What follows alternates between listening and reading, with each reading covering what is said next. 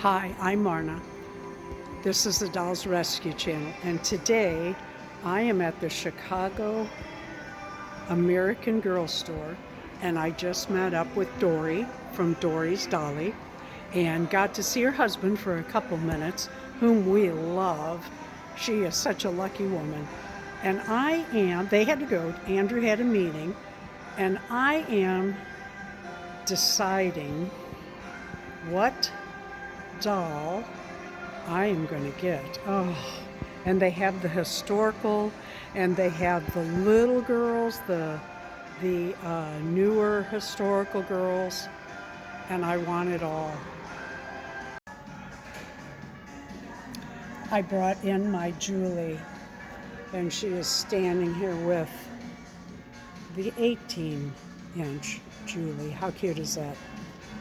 I love her.